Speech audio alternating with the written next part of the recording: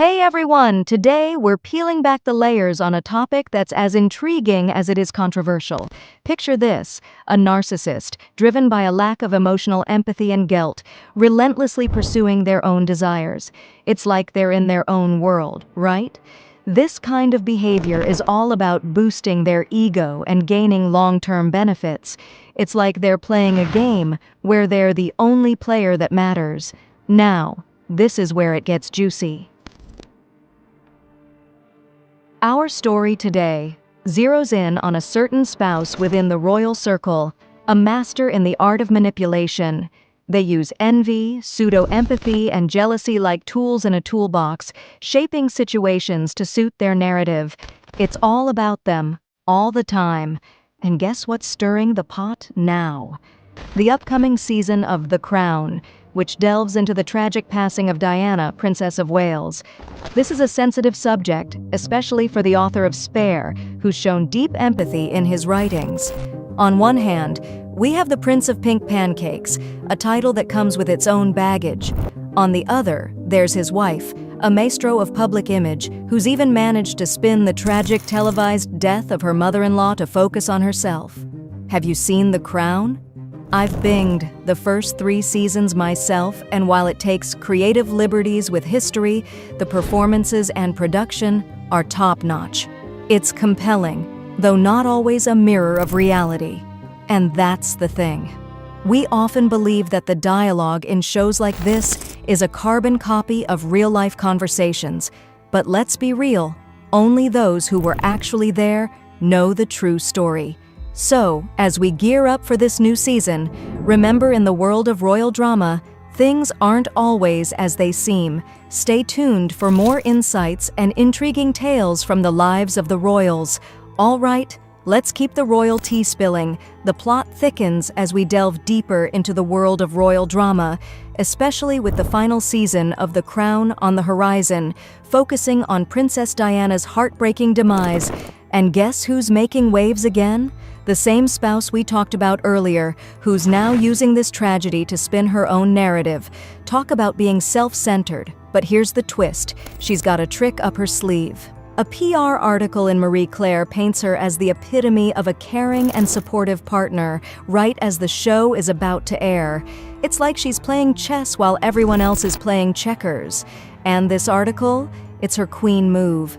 Meanwhile, Prince Harry is in a bit of a bind. He's aware of The Crown, but it's unlikely he'll watch it, especially with the painful portrayal of his mother's passing. It's a tough spot to be in, and who walks in at this moment? You guessed it, his wife, with a perfectly timed show of concern. It's like she wants the whole world to know she's there for him. But really, does everyone need to know? This is where it gets a bit sickening. She seems to be sending a message. Look at me, the doting, understanding wife, always there for my husband in his time of need. It's almost too much, right? But hold on, there's more. Rachel Birchfield just announced that the 6th and final season of The Crown is set to premiere on Netflix. The first part drops on December 14th, and it's bound to stir up a storm. Both Prince Harry and Prince William will face some tough times as they watch their family's past unfold on screen. It's bizarre when you think about it. The line between what's real and what's dramatized is blurrier than ever. Stay tuned, because this royal saga is far from over. So here we are, still deep in the royal narrative, and things are getting even more intense. Despite our expectations, there's a noticeable lack of personal insights from William or Catherine regarding their mother, Princess Diana's tragic passing. Remember that fateful day, August 31st, 1997 in Paris? Diana's life, interwoven with romance and sorrow, came to an abrupt and tragic end. The Crown is treading carefully here. They've made it clear they won't show the actual car accident that took Diana's life, but they will depict her final moments. This is bound to hit Prince Harry hard. He's admitted to being a fan of the show. But this season, it's personal, but he's not alone. His wife is right there, ready to support him as they face a media storm. This season of The Crown isn't just a TV show. It brings Diana's story back into the limelight, and that's a heavy burden for Harry. Enter Maya Riaz, a public relations expert who's calling for viewers to be empathetic towards Harry. Remember, he and his wife inked a deal with Netflix back in 2020, so there's a lot at stake. Riaz points out that losing Diana was devastating for Harry, a wound that never fully heals. Harry knows The Crown is a dramatization, but it's more than just a show for him. It's a reminder of the raw, unfiltered pain he and William experienced. Riaz reminds us that when Diana died, William was just 15 and Harry a mere 12 years old. Imagine being thrust into such a heart-wrenching ordeal at such a young age. As we gear up for these emotionally charged episodes, it's crucial to remember the real human stories behind the drama. The show might be entertaining and informative, but it can't fully capture the depth of what Harry and William went through. Their journey of loss and resilience is something that resonates beyond the screen. Stay with us as we navigate these poignant chapters in royal history. Turning 13 is a milestone, but for Harry, it came just weeks after the profound loss of his mother. Time moves on, but the pain of losing a parent lingers, an echo that never really fades away. Now, let's talk about the spouse in the spotlight, Harry's wife. She's there for him, a pillar of support.